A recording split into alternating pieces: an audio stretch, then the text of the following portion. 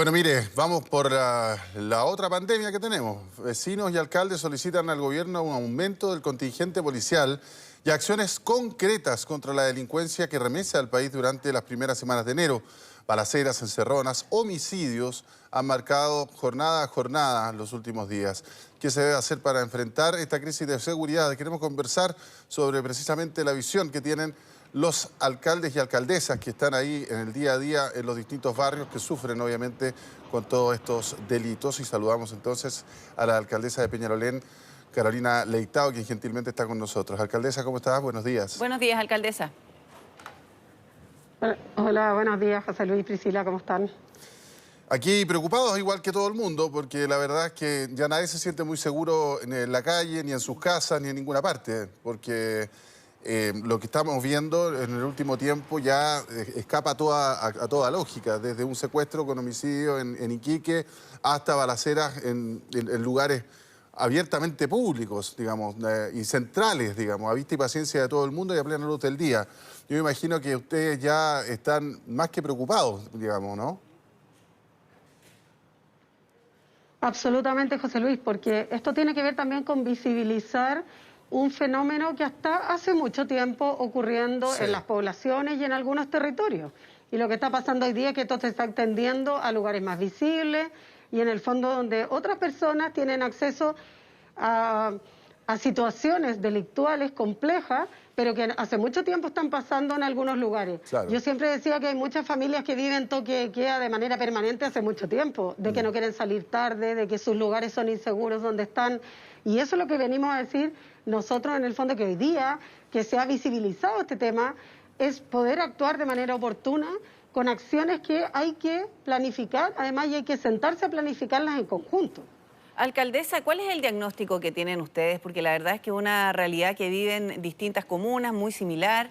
Usted lo decía, ya es a plena luz del día, en donde la gente se ve más expuesta, porque son situaciones que claramente antes se daban. Ahora se dan con mayor frecuencia, probablemente, pero si es a plena luz del día, donde hay gente caminando, donde cualquiera puede ser víctima de estos delincuentes que disparan. Me imagino que ustedes tienen un diagnóstico y también una línea de acción que proponer, porque más allá de aumentar el contingente policial, aquí tiene que haber también paralelamente una inteligencia. Yo me imagino que son siempre los mismos delincuentes, no es que una persona de un día para otro se convierta en delincuente. Yo me imagino que de alguna manera se puede identificar a estos grupos delictuales. Sí, bueno, lo primero es que en el diagnóstico, uno, es que hay un enfoque en abordar el tema de la seguridad que a mi juicio creo que es errado. Hoy día se está abordando solo desde la perspectiva del control y del abordaje al fenómeno mismo y nada más. Y claramente hoy día lo que tenemos es que tenemos que abordar las causas, y estas causas tienen que ver con factores sociales.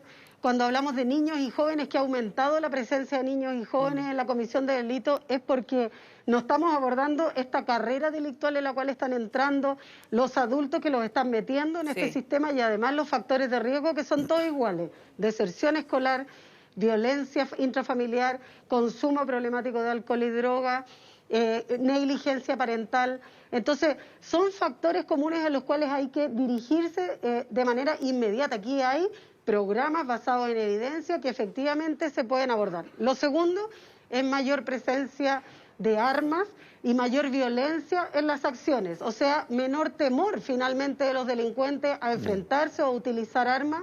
Y por supuesto que ahí hay una acción que hacer y que tiene que ver con intervención en el tema de armas, mucho más decidida y con un trabajo mucho más específico. Y por otro lado también es muy importante que aquí abordemos este tema de manera intersectorial. No es policializar el problema, porque aquí, como tú decías, Priscila, aquí hay gente que es detenida 15 veces, 20 veces. Por lo tanto, es carabinero, es falta, o sea, podríamos tener el doble de carabineros y vamos a estar deteniendo a las mismas personas. Claro. Entonces, más bien, quizá, más que tener más carabineros, ojalá todos queremos tener más carabineros, pero quizá para ser más eficientes en la tarea es que las personas que están delinquiendo las saquemos de circulación. Claro, son un peligro público. Y eso hoy día no está pasando.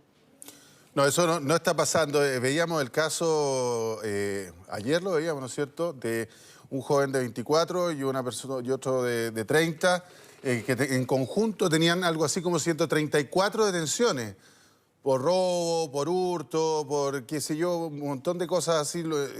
Y uno dice, bueno, no sé. Porque hay una sensación de impunidad. Exacto, hay una sensación de impunidad que muchas veces hace que... Absolutamente. Claro, la saco re barata, pues si al final tengo 60 detenciones, tengo 24 años... ¿Qué me va a pasar si me detienen una vez más? Y se jactan de eso, además. Entonces, bueno, la pregunta que quería hacerle, eso, alcaldesa, sí. ¿qué es lo que le pidieron en concreto al presidente en esta carta? ¿Qué es lo que se le pide? ¿Una redistribución policial, digamos? Porque ya entendemos que hay un problema de distribución que no es justo en cuanto a la cantidad de carabineros por la población, ¿no? Pero ¿qué más? ¿Cuáles son las peticiones concretas que ustedes le hicieron al presidente en esta carta? Bueno, hubo varias peticiones y en particular es que a pesar de que quedan unos meses de gobierno, ningún gobierno puede dejar de gobernar hasta el último día y por lo tanto creemos que hay acciones que hoy día se pueden emprender y trabajar porque además el mismo gobierno hace un par de meses atrás nomás anunció un super plan para abordar el crimen organizado, lo que no ha tenido, a mi juicio, ningún efecto en los territorios y está más que claro, digamos, ya a la vista. Y por lo tanto...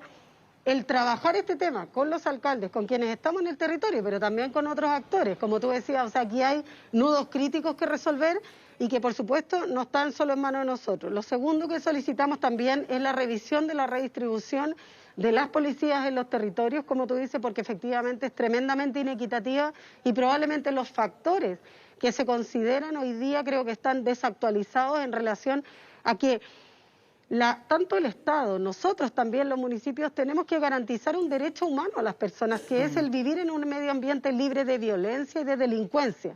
Y por lo tanto hay acciones concretas que se pueden hacer en el ámbito preventivo. Mira, las comunidades nos piden, por ejemplo, invertir en iluminación. Es bien complejo cuando un vecino piensa que córteme el árbol porque no hay luz.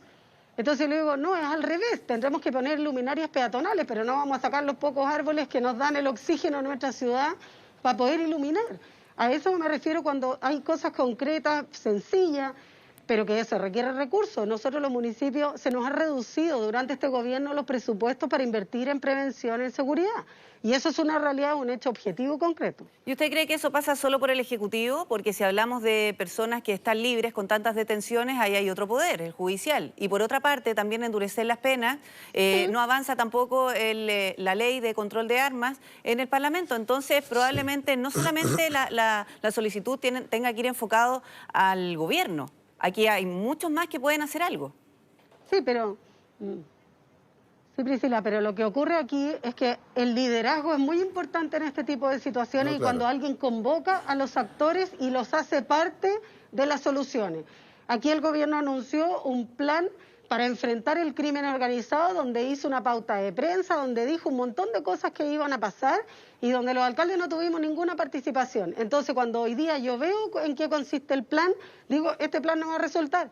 Porque el horario en el cual están los carabineros que se fueron supuestamente destinados, la forma como se hizo ese plan, no tiene nada que ver con la realidad de lo que está pasando en los territorios. Entonces, aquí quien lidera convoca a los actores, es verdad, pero aquí hay que convocar a los tribunales y a los jueces y preguntar por qué están dando estas medidas alternativas, reclusión nocturna, que en realidad no existe, porque no se cumple. No, claro, u otras medidas, ¿por qué están participando más menores de edad? Porque efectivamente los menores de edad participan y estas personas los meten en el sistema delictual porque efectivamente tienen penas más bajas. Entonces, ¿qué? ¿Vamos a seguir subiendo la edad de responsabilidad penal juvenil o vamos a sancionar a los adultos que utilizan niños para delinquir? Bueno, hay muchas cosas, porque al final también pasa de que si no hay una cámara de seguridad cerca, muchas veces las investigaciones llegan a poco puerto y lo hemos visto. O sea, vemos también un Ministerio Público que está desbordado de trabajo y muchas veces la gente se cansa de llamar a la Fiscalía para saber en qué está su causa, digamos, y se pamulla, porque al final la gente termina por desistir. Se lo digo porque lo he vivido en carne propia un par de veces. Por eso, sí. O sea, a todos nos ha pasado y yo creo que eso tiene que ver también con que por eso es importante abordar el tema de las bandas delictuales, porque cuando resuelves un delito, o sea, actúas sobre un delito, estás actuando sobre muchos delitos que esa banda cometió y los sacas de circulación. y generas una sensación y una percepción de mayor seguridad. Pero también es cierto que muchas de esas bandas después vuelven otra vez, nuevamente. ¿Por qué? Porque, por ejemplo, muchas personas no perseveran en las denuncias, dicen, ¿para qué? Si total nunca se va a saber, entonces el delito que cometieron nunca se vinculó con el tuyo. También hay cosas que nosotros los ciudadanos también tenemos que hacer, darnos la lata, por decirlo así, de hacer la denuncia a pesar de que uno cree que no va a tener resultados, porque si no, tampoco se pueden sumar y cuando aparece la banda X con tus cosas, por ejemplo, a veces no se sabe ni de quién son porque no hay denuncia. Sí. Bueno, un problemazo que llevamos años tratando de abordarlo y crece como la espuma, lamentablemente. En muchos territorios, sobre todo en sectores, por ejemplo, las poblaciones, los balazos son pan de cada día y hace rato, pero esto se está ya extrapolando a demasiados lugares con mucha violencia, mucha armas en las calles y armas, ojo, no hechizas como antes que veíamos con 2 tubos que se ponía un clavo, qué sé yo. No, ahora estamos viendo armas de grueso calibre. Sin duda una problemática que vamos a seguir muy de cerca. Alcaldesa, le agradecemos su tiempo esta mañana. Gracias, alcaldesa. Nos atañe a todos, por lo demás.